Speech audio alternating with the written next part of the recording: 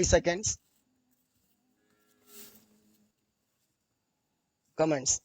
Mr. Speaker, sir, I rise to support the demand relating to electricity. We have been hearing from time to time about production and consumption of electricity in other countries.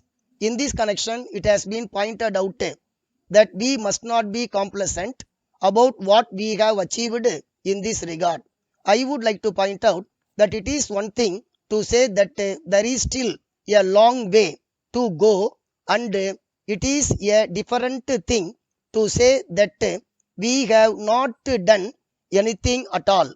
In my opinion, I must say on this occasion that what the government have achieved during the last few years and what they propose to do in the near future is something of which we may be proud. At the same time, it does not mean that the government have done all that is possible in respect of every area. The government have set apart a sum of rupees 7 crores for rural electrification. I am sure that this shows that the government are aware of their responsibilities to meet the needs of the people of the state. But even here, we have to be little careful. For instance, one honorable member pointed out that side by side with providing electricity, steps should be taken also to provide employment. If we want to incur a huge expenditure on providing electricity without at the same time providing for employment, it is something which should be looked into. As far as possible, we should take steps to see that every part of the machinery required for our projects is manufactured in our own country. As long as we depend upon foreign countries for this purpose, we will not be able to achieve our objective, in spite of the fact that we spend a lot of money on these projects. Our progress in all fields will not be to the extent which we would like. So I would very much like our Honorable Minister to take steps to see that every article that we require for the production and supply of electricity is manufactured in this country itself. I would request him to include a scheme in this regard in the 5-year plan.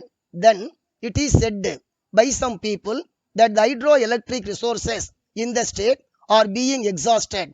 In this connection, I would like to point out that for the purpose of economic production of electricity, we have to take into consideration the resources available in the neighboring states also, which we can use with the cooperation of those states.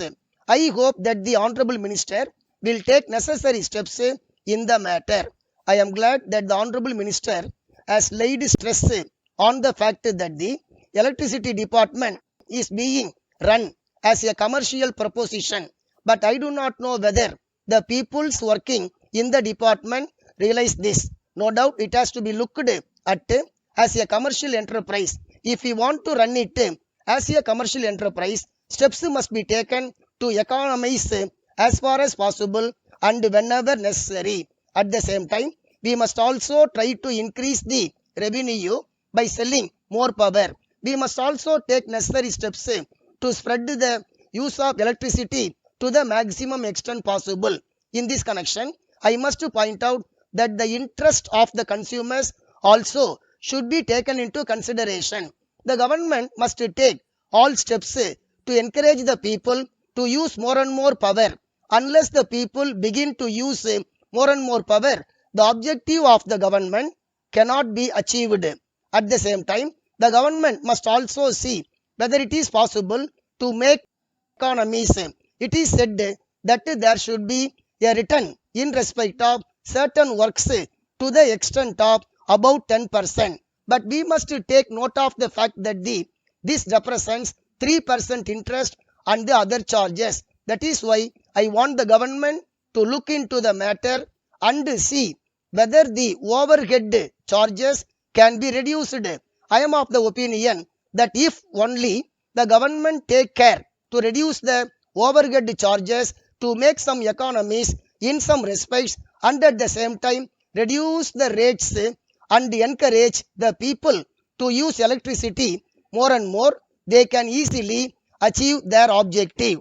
With these few words, I conclude my speech and I thank you for the time given to me to speak.